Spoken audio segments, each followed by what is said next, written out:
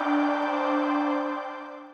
everybody, Namaste. I'm Gunjan, a Vedic astrologer, numerologist and Vastu consultant, and welcome to my YouTube channel, Astro Gunj. So this is a dedicated astrology channel, and here we are going to talk about, educate ourselves about astrology, the Vedic astrology, not the Western astrology.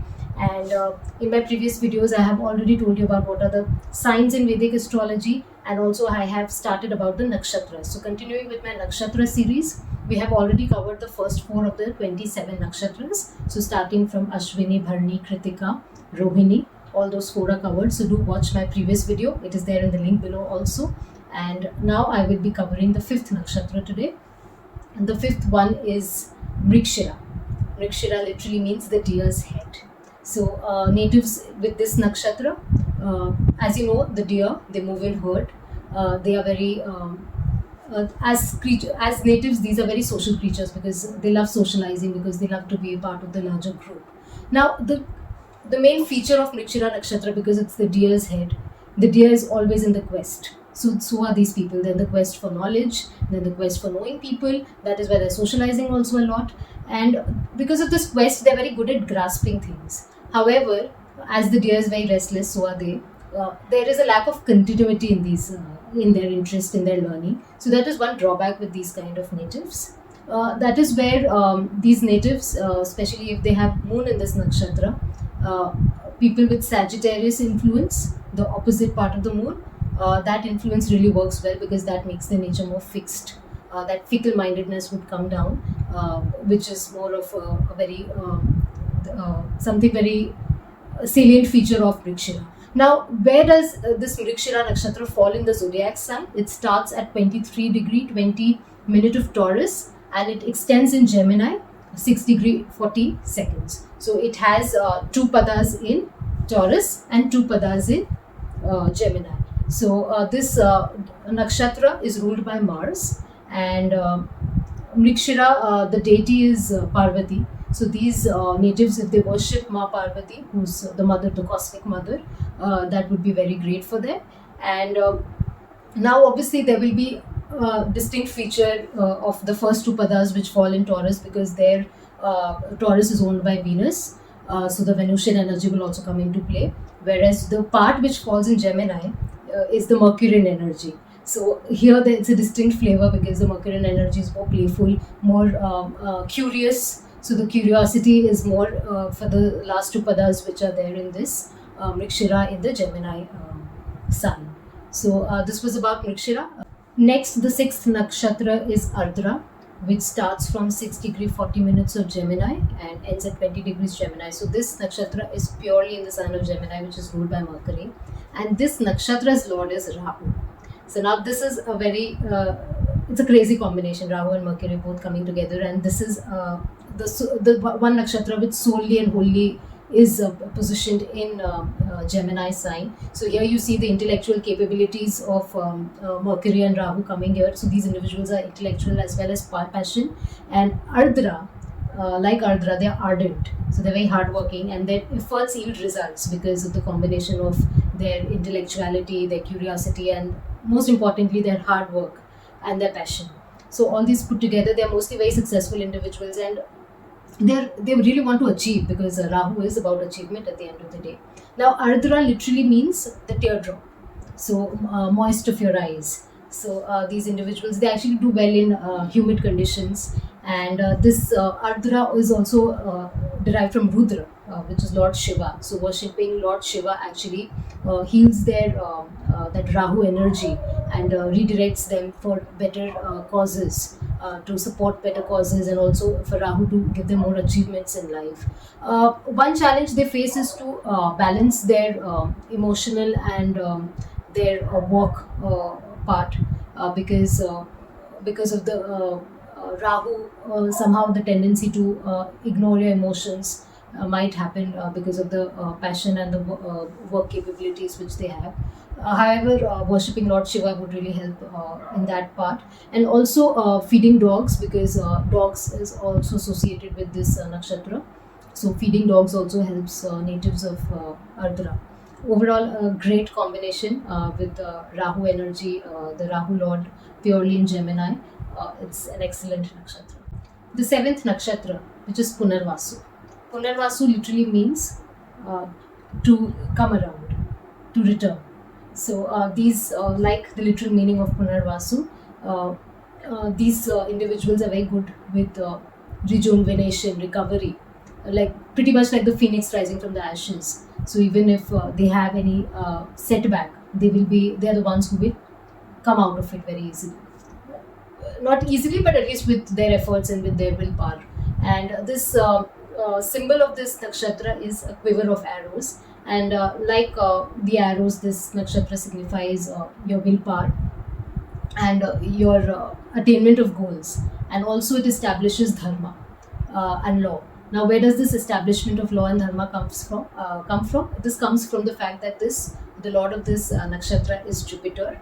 This nakshatra spans from 20 degrees of Gemini to 3 degree 20 minutes of Cancer. So much of the nakshatra is in Gemini, while one pada is in Cancer. So because of this the span of this nakshatra in even from a Mercurial sign to even the emotional, the moon sign, which is Cancer, these individuals are actually very well balanced with their mental capabilities as well as the emotional side.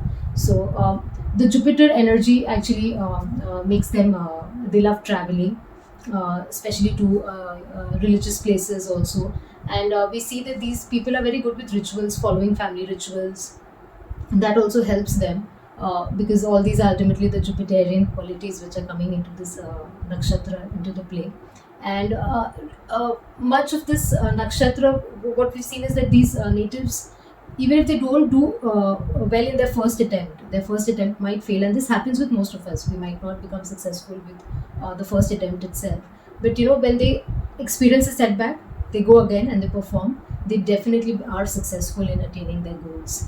And this nakshatra having the energy of Gemini, considering that much of the nakshatra falls in Gemini, overall an excellent combination, especially for healers also, for people into spiritual path also. It does really well because these individuals naturally have a very good aura around them. Next is the eighth nakshatra, which is the Pushi nakshatra.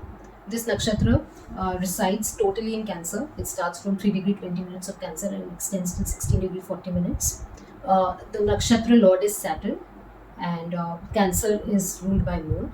So the Saturn, Moon, both are coming into play. Now the deity of this nakshatra is Brihaspati or Jupiter.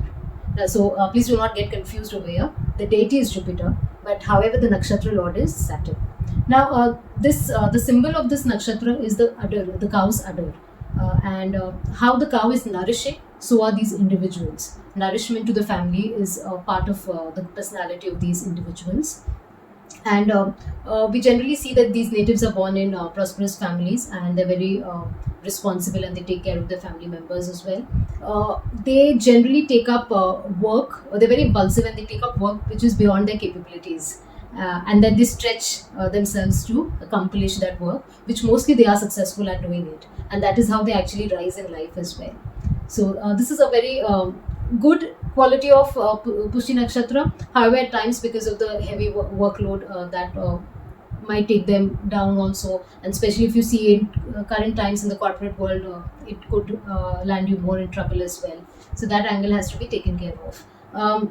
Since both Moon and Jupiter are here, because Jupiter is the Lord, the deity, they do provide growth and expansion to this nakshatra.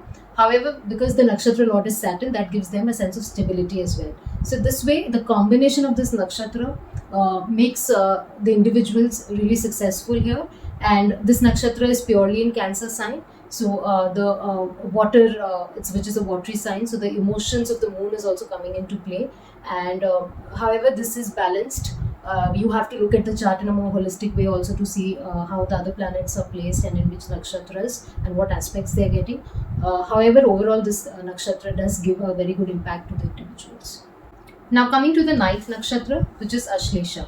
This starts from 60 degree 40 minutes of Cancer and extends till the end of the Cancer sign. So this again is a nakshatra which resides completely in the sign of Cancer, which is ruled by Moon.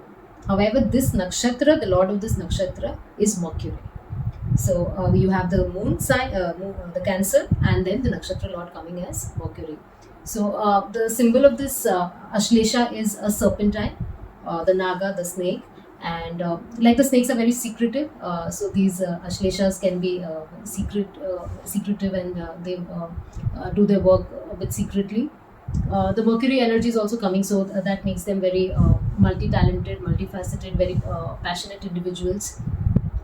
They can, however, they do well in familiar conditions, because Cancer, we know, is about familiarity and home, and the comfort part comes into play. In familiar conditions, they're very good leaders and managers. However, in unfamiliar situations, in unfamiliar surroundings, they are very withdrawn in nature. So that is one drawback with this particular nakshatra.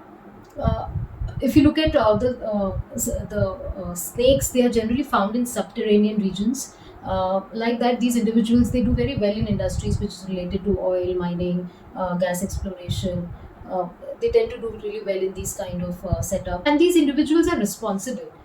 They tend to shower their family with a lot of love and comfort. Now, if you ask a family person who is staying with an Ashlesha individual, they will experience two sides of that person. One would be the very possessive side, which would actually make them feel very restricted in nature. However, they would also experience the other side, which is the emotional bondage which comes with the love and the comfort they share their family with. So, this is about Ashlesha.